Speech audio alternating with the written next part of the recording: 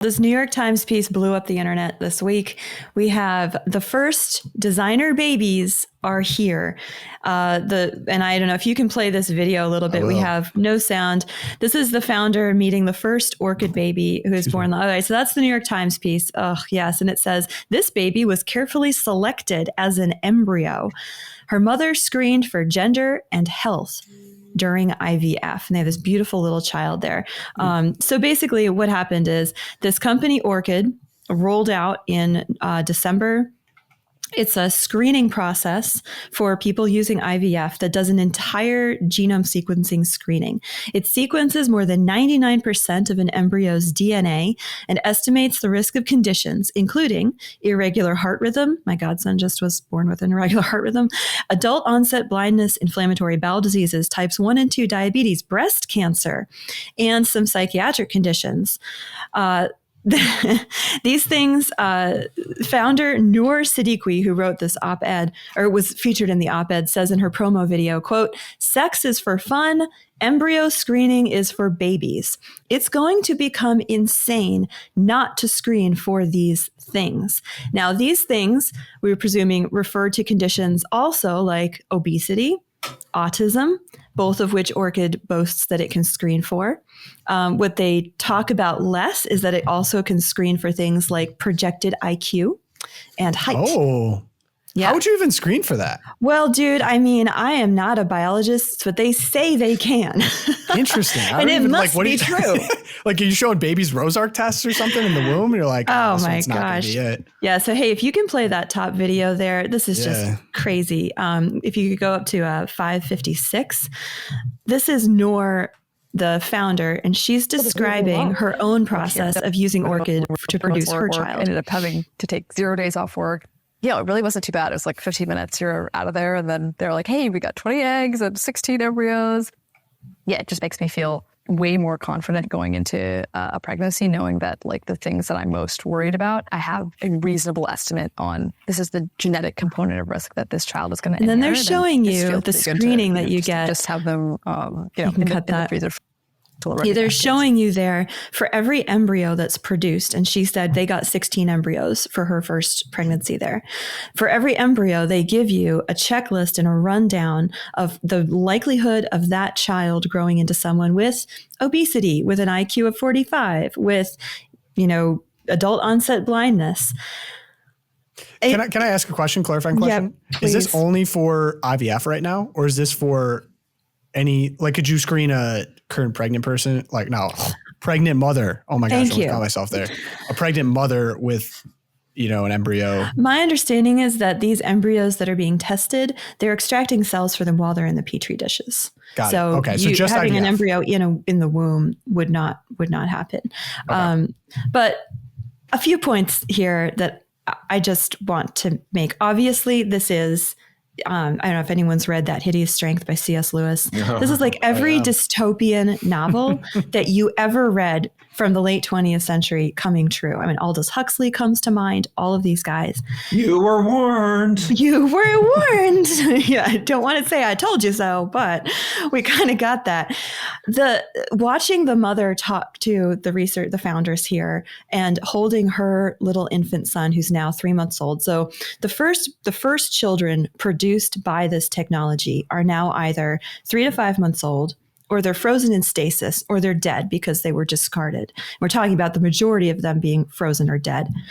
This idea that babies are somehow this sort of like add-on feature to human flourishing, specifically women's flourishing, that we can just extract the baby making process from sex entirely is so warped and backwards as to be. There's no other word for it than demonic, because what Satan does is he takes what's good, true, and beautiful. He turns it completely upside down, and he says good is bad and bad is good. And again, it's this lie being told to these people that you can control the outcome of your child's life.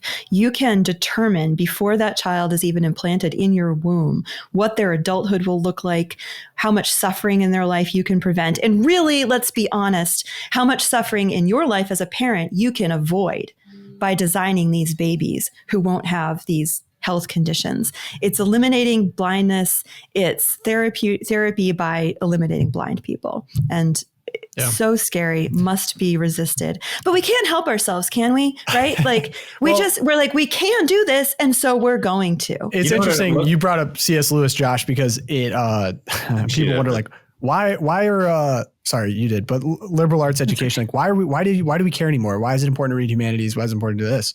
And it's like, you just brought it up, Erica, of like, how do we eliminate any type of suffering, even perceived suffering or suffering that might not have even occurred yet in the future or whatever. It's a complete misdiagnosis of what the purpose of life is. Right. And if you didn't have any philosophical underpinnings beyond consequentialism of like, how do we maximize utility and lower pain, this would 100% make sense. And like every time we bring up Elon Musk, something positive, I always get people in my comments or like emails like, he's a transhumanist. I'm like, yeah, I know. I'm not dumb. Okay. Here's the tweet. As I mentioned several years ago, it increasingly appears that humanity is a biological bootloader for digital super intelligence.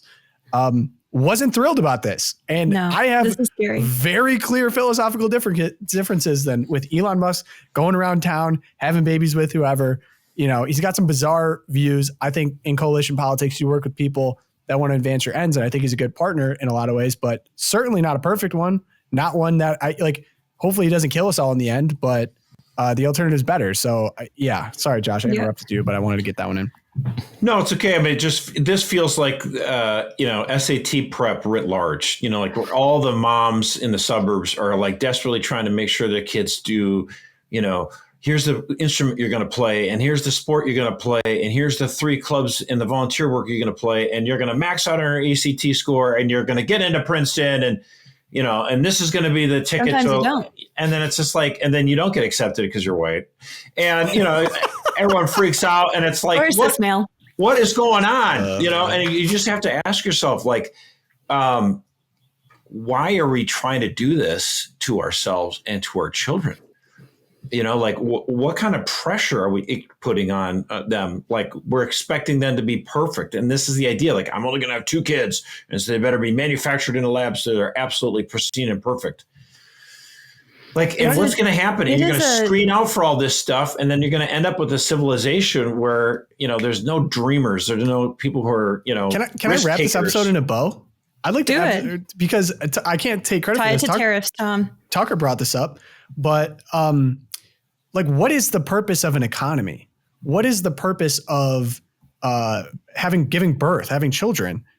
The purpose of it, and the reason I bring this up is like some people worship this free hand of the market that goods should flow to the lowest whatever, and they worship it. I'm like, if the economy is not serving the American people, the American economy is not serving the American people, then then burn it to the ground, right? If it's causing people to not be able to have homes, feed their children, have a single parent household, raise strong families, allow opportunities for like entrepreneurs to become dreamers and create new things. If it's just going to turn us all into slaves, then burn it to the ground. It's not serving its purpose. Same thing here. Like if the purpose of giving birth is to just genetically modify the most superior being that's the smartest and most attractive and whatever, then we need to stop. Like we have gone too far. We have lost the plot. That is not what this is the ultimate. I feel like genetic testing for your own children is the ultimate gamble that you're so convinced that there is not a God,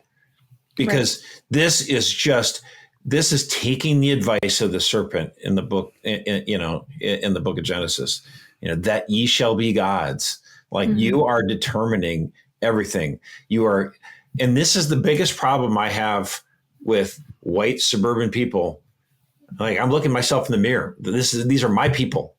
Like this is the biggest problem I have is you want to exert control over everything. And look at all the lies we have. Planned Parenthood. Like you want to have everything. You want to make sure the kids get in. Planned. Yeah, your kid's going to get into Harvard and everything's going to be fine. It's like, you know what? What are you preparing for? Like 100%. You're not promised tomorrow. None of us are. Stop it. Like get in right with yourself. Get in right with God and stop trying to, I just find it the ultimate hubris. Like even when I was an atheist for a few years, this still would give me the absolutely would give me the chills. The heebie-jeebies, as my dad would. Yeah, because you saw Gattaca. Right. Gattaca was not a prescription. It was a cautionary tale. Don't go there. Don't be Gattaca, mom. Someone get that in front of Elon Musk ASAP, bro. Yeah. Jeez.